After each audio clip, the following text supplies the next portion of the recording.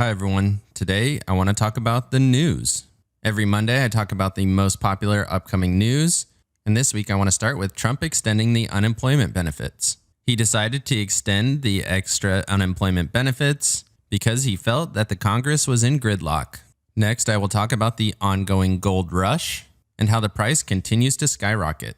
They say money easing policies are pushing people towards gold.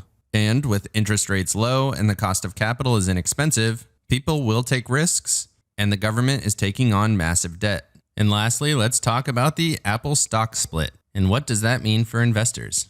Of course, stock splits are purely cosmetic. For example, if you have one stock at $400 and they split 4-to-1 like Apple is doing, you will now have 4 stocks at $100, meaning that the value of your position has not actually changed at all. So what's the point? Why is Apple doing this? Let's take a look. As always, there will be some jelly at the end, which is something I enjoyed outside of the markets. If you have big dreams like owning the Audi R8 Decennium, or if you want to be part of an educated financial community, definitely like and subscribe. Only 222 of these will be made. As you can tell from the name, it's made to commemorate 10 years of this design. It will have over 600 horsepower, and it will cost $215,000. To keep your dreams at the front of your mind, like and subscribe. Welcome to the Portfolio Bulletin. Let's get started. President Trump extended the unemployment benefits as well as deferred payroll taxes.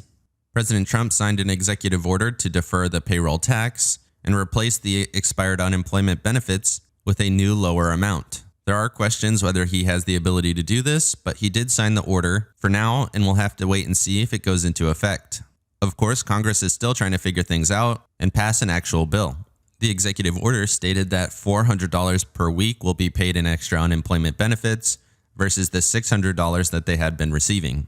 Those extra payments expired on July 31st, and because Congress couldn't come to a resolution, they expired completely.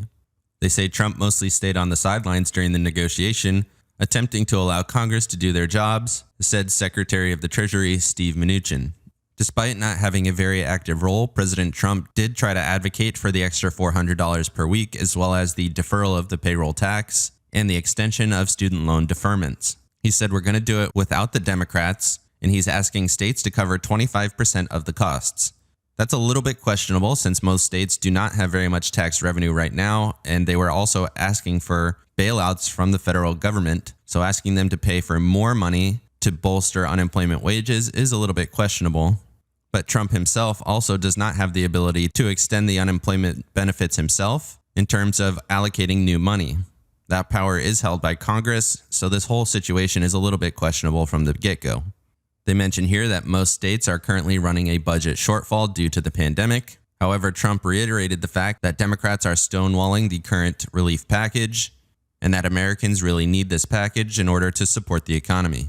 Democrats have lowered their initial demands from $3.4 trillion in spending down to about $2 trillion. However, most Republicans support the $1 trillion plan. All of these numbers are ridiculous, really, from the get-go. And the fact that Democrats want to spend more and more money, that is just going to have to be recouped in the long run, which is going to deter future growth through a debt cycle, which is going to have to reduce spending in order for the government to really function. But I don't really think anybody's looking at the long term at this point. They just want to get this money into the hands of citizens, which is somewhat understandable. Moving on to the gold play. They say the gold bull run is not over yet, and they have a few suggestions on how to play it with options. As stock prices continue to flirt with record highs and investors seeking shelter, more and more investors are seeking shelter in gold, which is also dancing right around its record highs. Of course, each and every stimulus package, which we just talked about, continues to pump money into the system, which generates a long-term inflationary risk. And one of the best assets to invest in order to offset this inflation is gold. In many ways, the move into gold is a little bit curious. People are moving into gold because the current risk curve with bonds, which is associated with fixed incomes, continue to go down. And these rates have to stay low in order for the government to be able to service their debts. The other option is to inflate the currency in order to pay down these debts, which would really make gold the best option. The popularity of gold is a testament to the apocalyptic view of investors, and they say they may or may not be right. They say it's hard to effectively position currencies, especially in modern society. However, the decay of these currencies does lead investors to gold. Gold is viewed as some kind of a investment security blanket, and these investors can hibernate for years and emerge in a frenzy when some of the fear has subsided. Investors can trade the ebb and flow of gold and try to anticipate when gold bugs may emerge to drive gold prices higher. For example, in June, if you were to buy the $165 call options for $6, they are currently worth $27, representing a 350% return. I generally don't advocate for buying call options. However, gold has been on quite the tear recently. They are currently suggesting a $190 put for the Spider ETF, which is at $191, as well as buying the $194 call for $9.05. This is a pretty aggressive strategy as it does give you a lot of downside risk. However, gold is seen to be a generally pretty stable investment, and it's not likely to fall through the floor with all of the extra stimulus that Congress and the president are currently pushing. I currently have sold puts in GLD. However, I have decided not to buy call options, at least so far. They then state what I just said, that this is an aggressive strategy, and if prices move sharply lower, it does represent a lot of risk. If the dollar continues to strengthen, then gold prices tend to become weaker. However, we have seen both of them going up. This is mainly due to the global demand for the dollar and the fact that most countries settle any kind of trade in dollars. However, as the US government continues to print dollars, investors consider gold to be a better investment. They also mention the election here. They say if Donald Trump is reelected, gold prices should benefit out of fear of him taking extraordinary actions in his second term. And if Joe Biden wins, gold should also see an advantage because conservatives think that he will print more dollars and potentially drive up inflation. Personally, I think regardless of who wins, they're both going to spend a lot of money, and all of that money has to come from somewhere. It's unlikely that the government will cut down its spending in order to correct its debt problem, so it will likely inflate the currency in order to pay its debts, which will be beneficial for gold in the long term, and even in the short term, we've seen quite the rise. Moving on to Apple's stock split. During its third quarter earnings report, Apple announced that they would be doing a 4-to-1 stock split. Of course, stock splits are purely cosmetic, meaning that they don't change anything about the company's underlying fundamentals. However, it can generate a little bit of renewed interest because investors see the stocks as cheaper, which could potentially make them more liquid and may increase their demand. And the increased liquidity may not be enough to drive share prices. Investors should see 3 additional shares by market close of August 24th, and they will see the split adjusted pricing by August 31st. If the stock price is trading around $400, all of your stocks will be worth around $100 once the split is complete. This is not unusual for Apple to do. They've split several times in the past, and the fact that they are the most expensive stock on the Dow Jones Industrial may be one of the reasons that they have decided to split their stock. I want to be very clear here. This is not going to generate you any free money. If the old stock was going to go up $1, your new stocks will each go up only 25 cents. This split is purely cosmetic and there's no free money to be made. Apple currently has the most expensive shares on the Dow Jones Industrial, and it may have influenced them to reduce their stock price. They said they want to make the stock more accessible to a broader base of investors, which may further increase liquidity. Stock splits themselves have gotten a bad reputation, given that shares can spike on news even though the company hasn't actually announced anything meaningful. During the tech bubble, for instance, many companies enacted stock splits, which fueled rampant speculation in order to drive the shares higher without actually growing their earnings. Many investors already fear that tech is growing too expensive for their fundamentals, just like they did during the dot-com bubble.